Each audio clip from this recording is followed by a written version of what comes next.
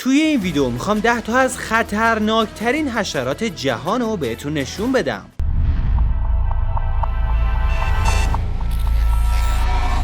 شماره 10، مگس تسه تسه. این مگس ها بیشتر در آفریقا زندگی میکنن و هم تو مناطق گرمسیری و هم تو مناطق نیمه گرمسیری پیدا میشن. این مگس ها حامل تریپان اسموزن که باعث ایجاد بیماری در حیوانات و انسان ها میشه. برخلاف مگس های دیگه، مگس های تسه تسه خون میمکن. این نوع مگس تا الان بیش از 500 میلیون نفر رو که در آفریقا زندگی میکنن و یا بهش سفر کرده بودن و به بیماری مبتلا کرده که سیستم غدد درونریز و قلب رو مختل میکنه. موقعی هم که عفونت به سیستم عصبی برسه باعث مشکلات گیجی و خواب میشه. بعدش یهو باعث بیش‌فعالی و در نهایت باعث مرگ میشه. آخرین شیوع این بیماری در سال 2006 بود که باعث مرگ 200,000 نفر در اوگاندا شد. این مگس ها نه تنها جوامع رو نابود کردن بلکه باعث فروپاشی اقتصاد آفریقا شدن. البته از طرف دیگه آفریقا رو از فرسایش خاک و چرای بیش از حد نجات دادن. اگه یه روزی به آفریقا سفر کردین، برای محافظت از خودتون حتما پیراهن آستین بلند، شلوار بلند، کلاه و جوراب بپوشید و لباسای نازک نپوشید. شماره 9، زنبور غول‌پیکر آسیایی. این زنبورا شاید در ظاهر زیبا باشن اما خیلی خطرناکن. اینا بزرگترین زنبورهای دنیا هستن و طول بالهاشون تا 19 سانتی متر میرسه. زنبورهای غول‌پیکر آسیایی قاتلای حرفه‌ای هستن و ممکنه تو اخبار و شبکه‌های اجتماعی اسمشون رو شنیده باشی. میگن نیششون مثل این میمونه که یه میخ داغ تو بدن آدم فرو بره. اگه فرد به نیششون آلرژی داشته باشه میتونه خیلی اذیت بشه و حتی بمیره. اما خبر خوب اینه که دوری ازشون کار راحتیه. اگه به نیششون حساسیت دارین از رفتن به جاهایی که ممکنه باشن دوری کنید، مثل پارک‌ها یا باغ‌ها. اگه هم میرید توی روز لباس سفید و توی شب لباس قهوه‌ای تیره یا مشکی بپوشین. شماره 8، کک‌های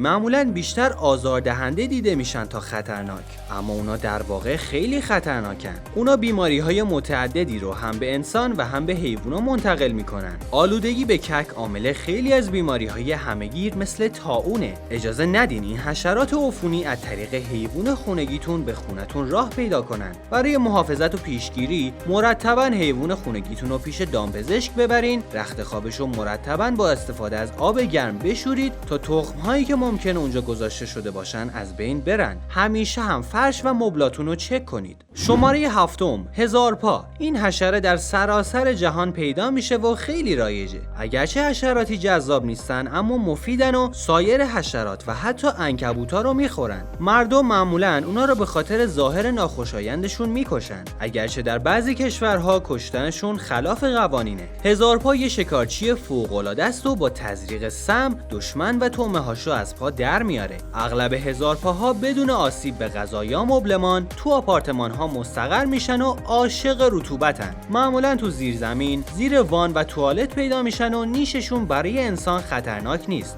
با این حال یه گونه از هزارپا به نام اسکالوپندرا سابسپینایتس وجود داره که میگن نیشش خیلی دردناکه. برای جلوگیری از ورود هزارپاها باید در رو درزگیری کنید و شکاف‌ها رو پر کنید. شماره 6، ساس. همه آدما حداقل برای یه بارم که شده اسم ساس رو شنیدن. ساس‌ها حشرات خونگی هستن و به طور کلی مسئول انتقال بیماری‌های عفونی نیستن، اما این امکانه به خصوص در موقعیت‌هایی مثل هتل وجود داره و به همین دلیله که اونا خیلی جدی گرفته میشن. وقتی ساس گازتون بگیره شما حسش نمی‌کنید چون نیشش حاوی ماده بی‌حس کننده است. اگه اولین نیشش به مویرگ خونی نخوره احتمالش زیاده که چندین بار گازتون بگیره. بعد از اون قسمت شروع به خارش کردن میکنه و ممکنه تاول بزنه. گاهی اوقات افراد یه واکنش آلرژیک شدید به نیش ساس رو تجربه میکنن. 70% مردم عملاً هیچ تأثیری ازشون حس نمیکنن و این خیلی بده چون گاهی اوقات تشخیص اینکه آلوده شدید بیشتر طول میکشه.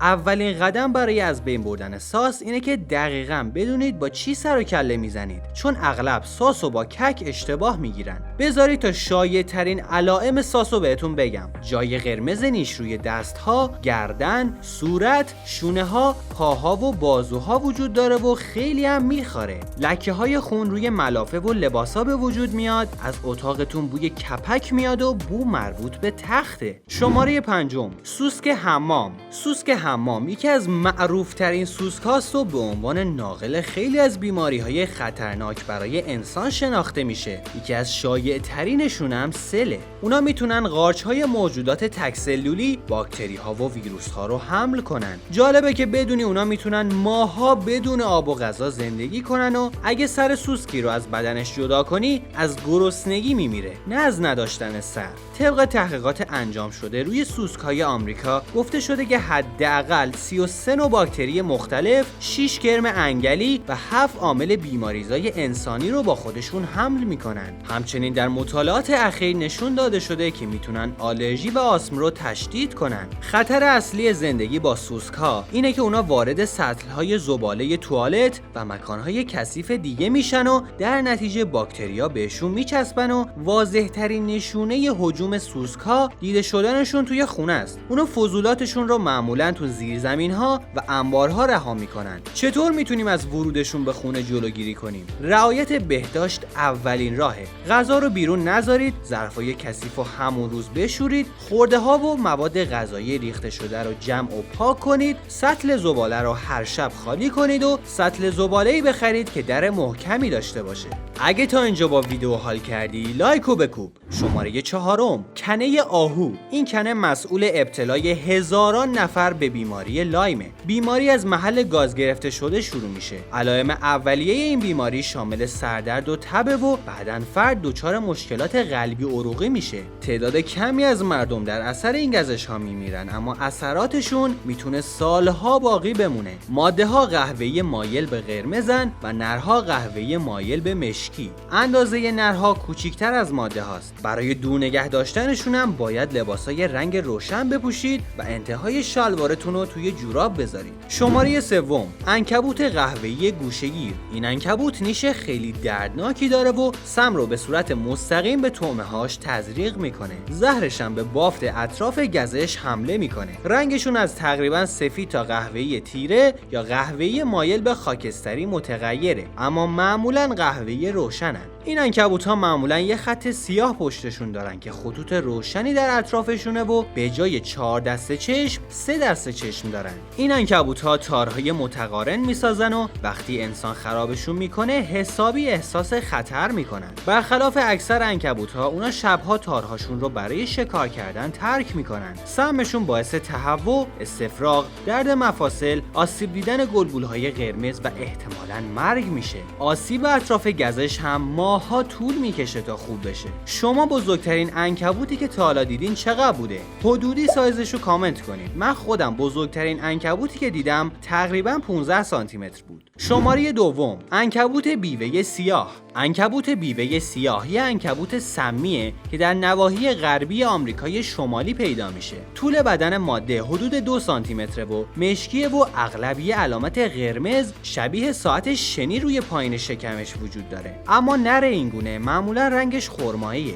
بیوه های سیاه هم مثل عنکبوت های قهوه‌ای گوشه‌گیر تارهای نامنظم یا درهم و برهم بدون سازماندهی و نظم میسازن. عنکبوت ماده سم غلیظی تولید میکنه که سیگنال های عصبی کنترل کننده عضلات رو مختل میکنه و سمش باعث درد وحشتناک و شدیدی میشه و فشار خون رو افزایش میده. شماره 1، کرم قاتل. از اسمش مشخصه که چقدر ترسناکه. این کرم خطرناکترین کرم جهانه و مسئول مرگ هزاران نفره. کرمای قاتل تو جنگل‌های بارونی جنوب برزیل زندگی میکنن و معمولاً به صورت گروهی پیدا میشن. کرمای قاتل موهای نیزه مانندی دارن که حاوی سم به شدت قوی و فقط لمس یکیشون کافیه تا استفراغ، خونریزی داخلی، نارسایی کلیه و مرگ به سراغتون بیاد. ممنونم که این ویدیو رو تماشا کردی. اگه از این مدل ویدیوها خوشت میاد و دوست داری بازم از این مدل ویدیوها ببینی، کانال رو سابسکرایب کن و زنگوله بغلش هم روشن کن که هر موقع ویدیوی جذابی گذاشتم بلافاصله مطلع بشی. خیلی عاشقتونم. مراقب خوبیاتون باشین. تو ویدیوی بعدی میبینمتون.